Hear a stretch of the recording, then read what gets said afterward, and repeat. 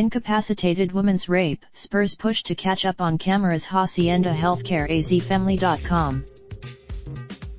Hacienda said on Thursday it would be shutting down the ICF facility. Hacienda said on Thursday it would be shutting down the ICF facility. Phoenix APU Arizona is trying to catch up to 10 states with laws allowing electronic monitoring and other technology that aim to deter abuse of vulnerable people at long-term care facilities following the rape of an incapacitated Phoenix woman who later gave birth. Read more. Cameras are most commonly used, but they pose privacy issues, and advocates and experts disagree about their effectiveness. Some say the Arizona House is considering a measure that would let certain facilities install video surveillance in common areas. The provider would have related. We're looking into how to make it so parents have more reliable ways to ensure their loved ones are safe. Republican Republic. Nancy Farto, Arizona would join Illinois, Kansas, Louisiana, Maryland, New Mexico, Oklahoma, Texas, Utah, Virginia, and Washington with laws or regulations allowing surveillance equipment inside nursing homes, assisted living centers and other group residential settings. Special section. Most of those laws place the option and cost of electronic monitoring on residents and their guardians. A majority of the Carol Herman, founder of the advocacy group Foundation Aiding the Elderly, isn't sure cameras would have helped her aunt who died of bed sores in a nursing home, but that they might be useful in other cases. Related. Cameras in hallways can show who is at a patient's bedside and how often they're getting care, she said. She questions why the industry doesn't want it. Obviously, Herman said. But if they care about, Nicole Horwick, Director of Rights Policy at the ARC, a national advocacy group serving people with intellectual and developmental disabilities, cautioned that cameras are not a magic pill.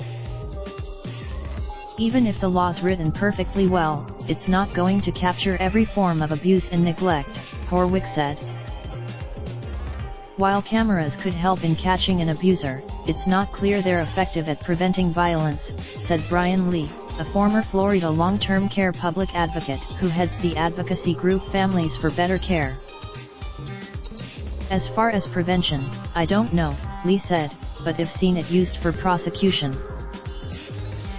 But one expert says a properly designed closed-circuit TV system with multiple monitoring points can be a good deterrent.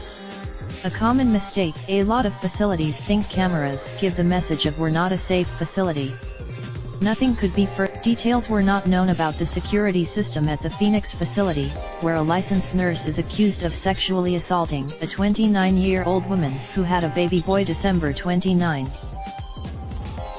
Hacienda Healthcare said Thursday that it was closing the intermediate care facility that serves young people with intellectual or developmental disabilities and would work with the state to move patients elsewhere.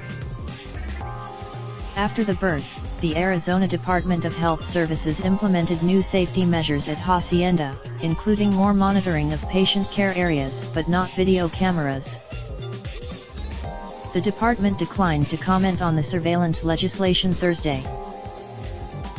In Texas, a 2013 law allowing facilities to install and operate video surveillance equipment in common areas has made an impact, health officials said.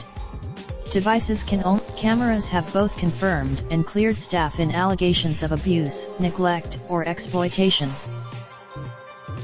There was an initial rise as the Department of Family Protective Services was able to confirm cases more readily, but since then, the rates have fallen, Carrie Williams, a Texas Health and Human Services Commission spokeswoman, said in an email. New Jersey has taken a different approach.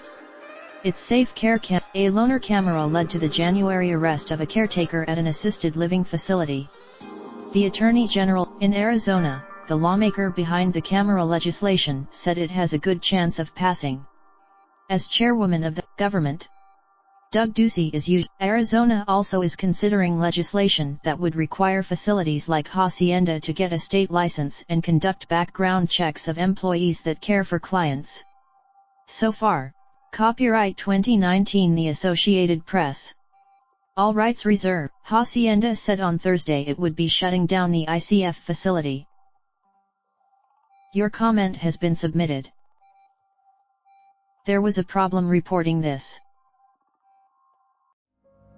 Raindrop, drip, drop top, top smoking, no cooking the hot pot. Fucking on your bitch, yeah, that.